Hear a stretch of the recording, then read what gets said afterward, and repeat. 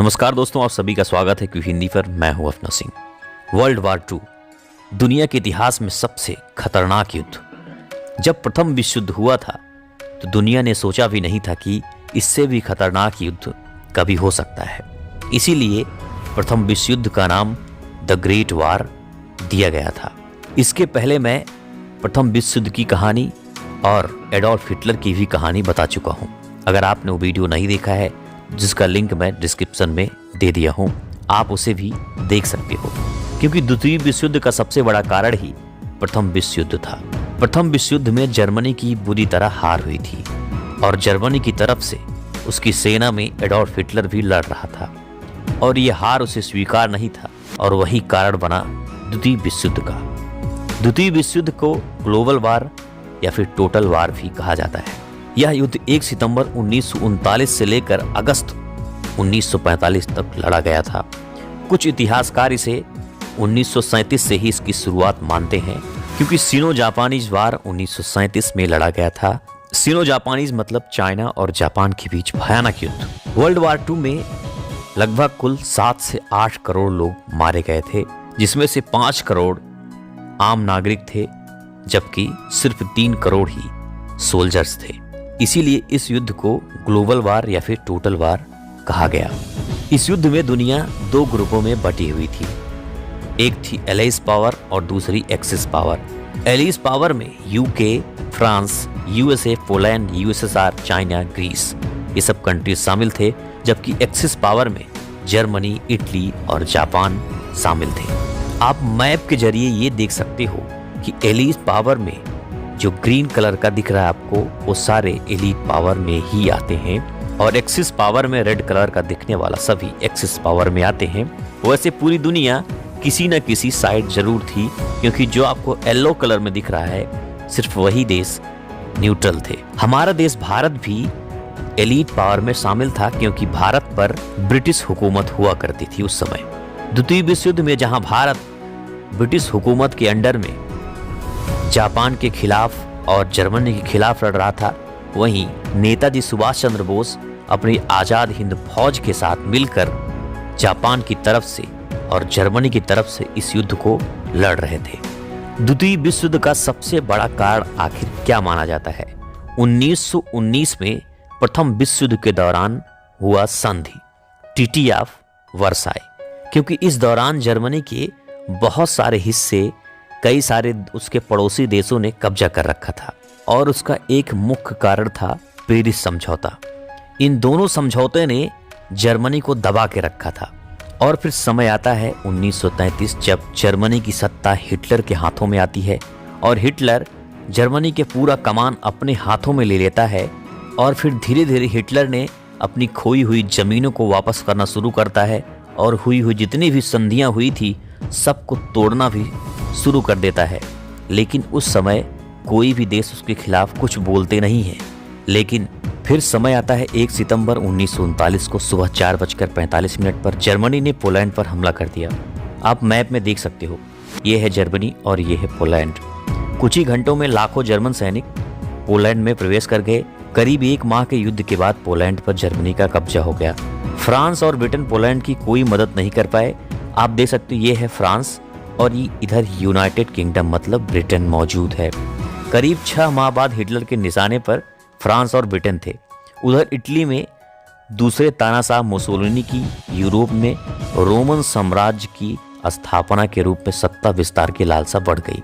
पश्चिमी दुनिया के यूरोप के देशों में संघर्ष शुरू हो चुके थे और इधर पूर्वी दुनिया में जापान एशिया पर हुकूमत चलाने की तमन्ना पाले था। साम्राज्य स्थापित करने के लिए जर्मनी, इटली, जापान ने लड़ाई शुरू कर दी थी। वर्ष 1940 में 9 अप्रैल को हिटलर ने यूरोपीय देश नॉर्वे पर भी हमला कर दिया।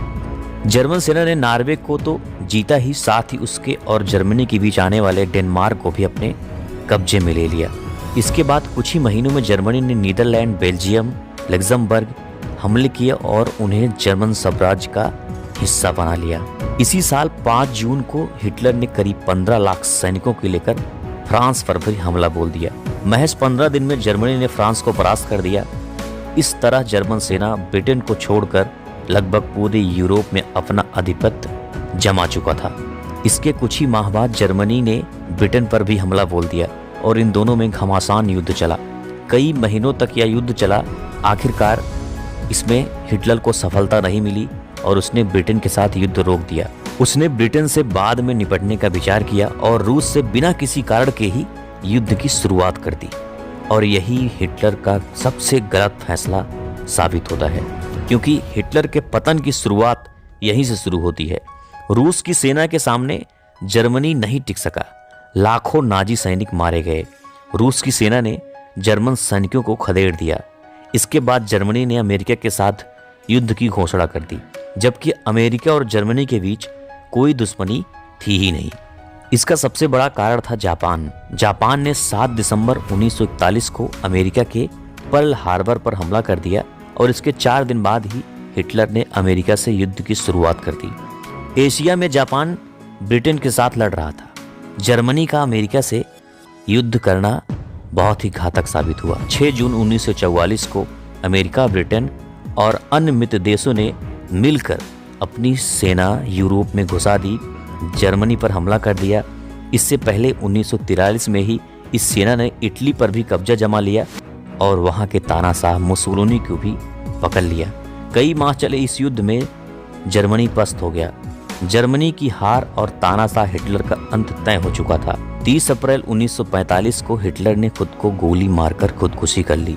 हालांकि हिटलर की मौत को लेकर अब भी एक रहस्य माना जाता है। हिटलर के अंत के साथ जर्मनी की हार हो गई और यूरोप में दूसरा विश्व युद्ध समाप्त हो चुका था। लेकिन अभी इधर एशिया में तो युद्ध जारी था। जापान ने मित्र देशों की नाक में दम कर रखा था। जापान ने अमेरिका तथा चीन के कुछ आइलैंड पर कब्जा कर लिए थे। अमेरिका ने पहले तो जापान को परमाणु हमले की चेतावनी दी, लेकिन जापान इससे भी नहीं माना। फिर आता है 6 अगस्त 1945, जब अमेरिका ने हिरोशिमा पर परमाणु बम फेंक दिया, जिसमें लगभग 2 लाख लोग मारे गए। इस पर भी जापान अपने अभियान में रुका नहीं और फिर 9 अगस्त को दूसरा परमाणु हमला नागासाकी पर अमेरिका ने कर दिया, जिसमें भी लाखों लोग मारे गए। और इसके बाद इस महाविभीषिका के साथ दूसरा युद्ध भी समाप्त हो गया। वैसे इस तरह का हमला बहुत ही गलत था। इसका परिणाम आज भी लोग भुगत रहे हैं। दोस्तों, द्वितीय विश्व युद्ध समाप्त हो चुका था। इधर भारत पर अभी भी अंग्रेजी हुकूमत थी। ब्रिटेन यहाँ से भारत को कंट्रोल करता था और द्वितीय विश्व युद्ध के साथ जापान का पतन और उसके साथ साथ नेताजी सुभाष चंद्र बोस भी 18 अगस्त 1945 को लापता होने की खबर आ जाती है। लेकिन ब्रिटेन इतना कमजोर हो चुका था, वो ज़्यादा दिनों तक अब भारत को अपने कंट्रोल में नहीं रख सकता था और द्वितीय विश्व युद्ध भारत की आज़ादी का सबसे बड़ा कारण भी था। उसके कुछ ही सालों बाद भारत आज़ाद भी हो गया था। तो ये कहानी थी द्वितीय विश्व युद्ध की। आपको कहानी अच्छी लगी तो वीडियो को लाइक करें, और आपने अगर अभी तक पहले वाले विश्व युद्ध और एडोल्फ हिटलर की कहानी नहीं देखी है तो लिंक डिस्क्रिप्शन में आप देख सकते हो। ऐसे ही और वीडियो पाने के लिए आप इस चैनल को सब्सक्राइब करके बेल आइकॉन जरूर दबा देना। और द्वितीय विश्व युद्ध में आपको सबसे अच्छा और सबसे बुरा क्या लगा कमेंट बॉक्स में जरूर बताना। फिर मिलते हैं ऐसी किसी अन्य वीडियो के साथ। तब तक के लिए जय हिंद, जय भारत।